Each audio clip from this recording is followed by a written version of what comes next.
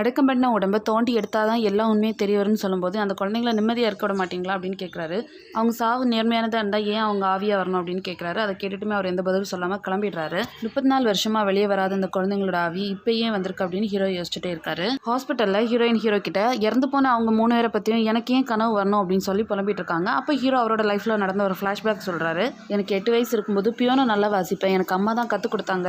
அம்மா உடம்பு சரியில்லாமல் படுத்தப்போ அப்பா அம்மாவை பார்த்துக்கூடான்னு சொல்லிட்டு வேலைக்கு போனாங்க. ஆனால் அன்றைக்கி என்னோட முழு கவனமும் இசையில் தான் இருந்தது. அம்மா கஷ்டப்பட்டப்போ எனக்கு அது கேட்கவே இல்லை. அம்மா என்னை விட்டுட்டு போயிட்டாங்க. இனிமேல் அம்மாவை பார்க்க மாட்டோம் அப்படின்றத புரிஞ்சுக்கிட்டது அப்புறமா எனக்கு அம்மாவை பார்க்கணும் போல் ஆசையாக இருந்தது. பாட்டி என்னை மடியில் படுக்க வச்சு அம்மா உன் கூட தாண்டா இருக்காங்க அப்படின்னு சொன்னாங்க. அன்றைக்கி தூங்கினப்போ நான் அம்மாவை பார்த்தேன். அம்மா எங்கேயும் போகல, உன் கூட தான் இருக்கேன்னு சொல்லி எனக்கு நெத்தியில் முத்தம் கொடுத்தாங்க. கண்ணை திறந்து பார்க்கும்போது அங்கே அம்மா இல்லை, ஆனால் அம்மா இருந்ததை என்னால் உணர முடிஞ்சுது. அதனால தான் நான் இந்த வேலையை தேர்ந்தெடுத்தேன். என்னால் இன்னைக்கு வரைக்கும் அம்மா கற்றுக் கொடுத்த அந்த இசையை திரும்ப வாசிக்க முடியல அப்படின்னு சொல்லி ஹீரோ ஃபீல் பண்ணுறாரு. ஹீரோயின் அவர் கையை பிடிச்சிக்கிட்டு தோல்ல ஆதரவாக சாஞ்சுக்கிறாங்க. நீ நிம்மதியாக தூங்கு, நான் கூடவே இருக்கேன் அப்படின்னு சொல்கிறாரு ஹீரோ. ஹீரோயின் தூங்கும்போது மொபைலில் ரெக்கார்டர் ஆன் பண்ணி வச்சிருக்காரு ஹீரோ. ஹீரோ கிட்ட ஃப்ளாஷ்பேக் சொன்னவர் அந்த குழந்தைங்களோட சமாதியை தோன்றாரு. அதுக்குள்ளே உடம்பு இல்லை, அதுக்கு பதிலாக ஒரு டப்பா இருக்குது. கட் பண்ணா ஹாஸ்பிட்டலில் தூங்கிட்டு இருக்க ஹீரோயினுக்கு ஏதோ கனவு வந்து அவங்க ரொம்ப வித்தியாசமாக பிஹேவ் பண்ணுறாங்க. ஹீரோ வந்து அவங்கள கான்ஷியஸுக்கு கொண்டு வர ட்ரை பண்ணும்போது டயானா வந்து ஹீரோ கிட்ட ஏதோ சொல்கிறாங்க. அதுக்கப்புறமா ஹீரோயின் கான்ஷியஸுக்கு வந்துடுறாங்க. வந்த உடனே நான் யாருக்கும் ட்ரீட்மெண்ட் பண்ணியிருக்கேன் அப்படின்னு சொல்லிட்டு நேராக ஐசியூ யூனிட்டை தேடி போகிறாங்க. பட் இப்போ அங்கே ஐசியூ யூனிட் இல்லை.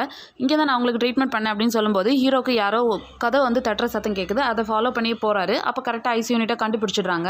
இவங்களை பார்த்த உடனே இவங்களுக்கு தான் நான் ட்ரீட்மெண்ட் பண்ணேன், 5 வருஷமாக கோமாவில் இருக்காங்க, 2 மாதத்துக்கு முன்னாடி நான் ப்ராக்டிஸ் எடுத்துகிட்டு இருக்கும்போது தான் கான்ஷியஸில் வந்தாங்க. உடனே டாக்டர்கிட்ட இன்ஃபார்ம் பண்ணால் நான் அவர் மறுபடியும் அனஸ்தீசியா கொடுக்க சொன்னார். என்னால் முடியாதுன்னு சொன்னனால என்ன அங்கேருந்து மாற்றிட்டாங்க. இவங்க தான் ஜெனிஃபர் பெர்னாண்டஸ் அப்படின்னு சொன்னதுமே ஹீரோ இல்லை இவங்க தான் டயானா, 5 வருஷமாக இல்லை 34 வருஷமாக கோமாவில் இருக்காங்க, இது எல்லாமே ட்ராமா அப்படின்னு சொல்கிறாரு. ஹீரோயின் டியூட்டி பார்க்க மாட்டேன்னு சொல்லி மாற்றினால வேறு யார் அங்கே டியூட்டி பார்த்தா அப்படின்னு செக் பண்ணும்போது இறந்து போன அந்த 3 பசங்களும் தான். அவங்க ரொம்ப கேர்லெஸ்ஸாக கொடுக்கணும்னு சொன்ன அளவை விட அதிகமாகவே கொடுத்துருப்பாங்க அனஸ்தீசியா. ஹீரோ டயானாவோட கையை பிடிச்சிட்டு இந்த 34 வருஷமாக குழந்தைங்க வந்து வெயிட் பண்ணிட்டு இருந்த டயானாவோட ஆவிக்காக தான், அவங்க எப்போ இறந்தாங்களோ அதுக்கப்புறமா தான் இந்த கொலைகள்லாம் நடக்குதுன்னு சொல்கிறாரு. அப்போ டயானா உயிரோட தான் இருக்காங்க அப்படின்னு ஹீரோயின் சொல்கிறாங்க. இல்லை அவங்க இறந்துட்டாங்க, என்னால் ஃபீல் பண்ண முடியுது அப்படின்னு சொல்லிட்டு அவங்க எக்யூப்மெண்ட்ஸ் எல்லாமே கழட்டி எறிகிறாரு. ஹீரோயின் மறுபடியும் ஆக்சிஜன் எடுத்து வைக்கிறாங்க. அப்போ செக்யூரிட்டி வந்து ஹீரோட தலையில் அடிச்சிடுறாரு. இப்போ கட் பண்ணால் ஹீரோ போலீஸ் ஸ்டேஷனில் இருக்காங்க.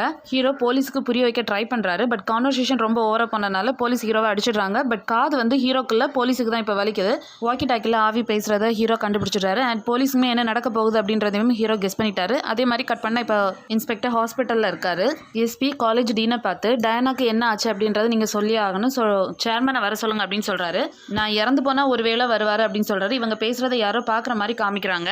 டீனுக்கும் இப்போ சின்ன சின்ன சத்தம்லாம் ரொம்ப பெருசாக கேட்குது. கடைசியாக அவரோட காதுலேருந்து ரத்தம் வந்து அவருமே கொடூரமாக இறந்துடுறாரு. ஸோ இதுக்கப்புறம் என்ன நடந்து தெரிஞ்சுக்க சேனலை மறக்காமல் சப்ஸ்கிரைப் பண்ணுங்கள். இந்த வீடியோ பிடிச்சிருந்தா லைக் பண்ணுங்கள்.